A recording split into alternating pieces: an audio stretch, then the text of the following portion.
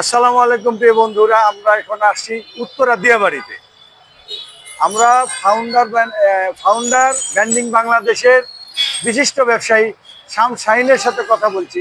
আচ্ছা জনাব শাহিন, আমাদের বলবেন তারেক রহমানের ফেরা না ফেরা বিভিন্ন রকম ভাবে এক একটার পর এক একটা টাইম দেওয়ার পরও তারেক রহমান আসেনি। লাস্টে আমরা শুনলাম তারেক রহমান এই 25শে ডিসেম্বরে বাংলাদেশে ঢুকছে। আপনার কি অভিজ্ঞতা, এটা আপনার কাছে জানতে চাই। জি, ধন্যবাদ আপনাকে। আমি একটা উদাহরণের মাধ্যমে আমি আমার মতামতটা বা আমার অভিমতটা প্রকাশ করতে চাই। কোনো একটা বহুজাতিক কোম্পানির একটা থিম ছিল, মটো ছিল। বিষয়টা এমন যে you name it we have it, মানে আপনি যা নাম নেবেন তার সেই সকল পণ্যই আমাদের কাছে আছে। তো ঠিক আজকে এই কথাটা যখন আমার মনে হয়, তখন তারেক রহমানের কথাটা শুনলে আমার এই কথাটা মনে হয়। কেন মনে হয়? আপনি দেখবেন যে বাংলাদেশের জনগণ, জনতা, সমাজ এবং রাষ্ট্রের উপযোগী এবং প্রয়োজনীয় যেই নামটাই আপনি নেবেন সেটাই আপনি পাবেন তারেক রহমানের 31 দফায়। আপনি যদি তারেক রহমানের 31 দফা ফলো করেন, আপনার চিন্তায় সমাজ নিয়ে, রাষ্ট্র নিয়ে, জনগণের সুযোগ সুবিধা নিয়ে যেই বিষয়টাই আপনার মাথায় আসবে, আপনি যদি 31 দফাটা একটু এক্সপ্লোর করেন, একটু চোখ বোলান, দেখবেন সেইটা আপনি হুবহু 31 দফার কোনো না কোনো দফার মধ্যে আপনি পাবেন। তো এটা হচ্ছে সেই রাষ্ট্রনায়ক তারেক রহমান। পাশাপাশি আমি একটা কথা বলতে চাই, আপনি যদি পৃথিবীর বিভিন্ন সুপরিচিত রাষ্ট্রনায়কদের জীবনী যদি পড়েন, আপনি দেখবেন তারা ছিল ভিশনারি। পৃথিবীর সকল সুপরিচিত রাষ্ট্রনায়কগুলো ছিল ভিশনারি।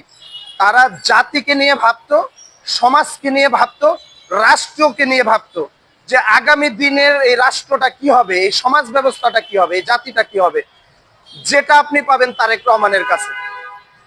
আপনি যদি গত 15 বছর তারেক রহমানের সাহেবের বিভিন্ন আপনি যদি ভার্চুয়াল মিটিংগুলোতে তার যে বক্তব্যগুলো যদি আপনি দেখেন, তার স্পিচগুলো আপনি শুনেন, সেখানে সব সময় দেখবেন বাংলাদেশের কৃষি, শিক্ষা, স্বাস্থ্য, নারী, খেলাধুলা, সর্বোপরি জনগণের সামগ্রিক জীবন ব্যবস্থা নিয়ে তিনি একটার পর একটা কিন্তু বিচক্ষণতার সাথে, অভিজ্ঞতার সাথে, গবেষণার সাথে তিনি কিন্তু তার প্রতিটা বক্তব্যে কিন্তু আপনি খুঁজে পাবেন। দ্যাটস মিন এটা হচ্ছে একটা রাষ্ট্রনায়কের গুণাবলী যা আমরা তারেক রহমানের কাছে পাই। সেই তারেক রহমান আজকে দেশে ফিরে আসতেছে। আচ্ছা জনাব শাহিন, এর মধ্যে কয়েকবার আসার কথা ছিল, আসে নাই। তারপরে এই মাঝখানে নূরের উপরে, গণ অধিকার পরিষদের সভাপতি নূরের উপরে একটা ঘটনা ঘটলো, তাকে হামলা করা হলো। এই কয়েকদিন আগেও হাদি ইনকলাব মঞ্চের হাদিরকে আহত করলো। এখন সে মৃত্যুর সাথে পাঞ্জা লড়ছে হাসপাতালে, এভার কেয়ারে। তো এখন জিয়া পরিবার জিয়া পরিবার তো একটা নিরাপত্তাহীনতা ভুগছে। আপনি কি বলেন?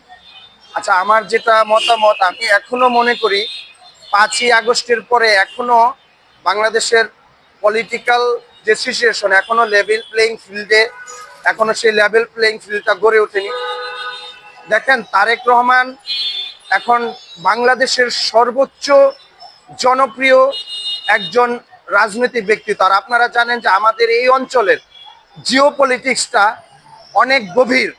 আমরা অতীতের ইতিহাস যদি দেখি, আমরা দেখব যে আমাদের অতীতের অনেক রাষ্ট্রনায়কদেরকে দেশি বিদেশি ষড়যন্ত্রের মাধ্যমে হত্যা করা হয়েছে। তো আমাদের ইতিহাস থেকে শিক্ষা নিতে হবে। যেহেতু তারেক রহমান বর্তমান সময়ে বাংলাদেশের রাজনীতির ইতিহাসের সবচেয়ে বেশি জনপ্রিয় একজন ব্যক্তিত্ব, অবশ্যই দেশি বিদেশি অনেক ষড়যন্ত্র আছে। তো সুতরাং সেটা সে জেনে বুঝেই সে সঠিক সময়ে বাংলাদেশে আসতেছে। এবং আমি বিশ্বাস করি তিনি বাংলাদেশে আসলে সেই 5 তারিখ না বা বিগত 15-16 বছর না, কয়েক মাসের মধ্যেই বাংলাদেশের রাজনীতি, ইতিবাচক রাজনীতি, সহনশীল রাজনীতি, গঠনমূলক রাজনীতির মাঠ খুব মানে একটা আলোক উজ্জ্বল একটা রাজনৈতিক পরিবেশ তৈরি হবে। সেটা সে আগামীকাল আসুক বা 1 মাস পরেই আসুক, যেদিন থেকে তারেক রহমান আসবে কয়েক মাসের মধ্যেই বাংলাদেশে একটা উচ্ছ্বসিত রাজনৈতিক এবং ইতিবাচক রাজনৈতিক মাঠ এদেশ এবং উজ্জ্বল রাজনীতি এবং সমাজ এবং রাষ্ট্রনীতি বাংলাদেশের মানুষ দেখবে। আমরা ওনাকে স্বাগতম জানাই। ধন্যবাদ শাহিন। সবার আগে বাংলাদেশ খবর থেকে। সবার আগে বাংলাদেশ।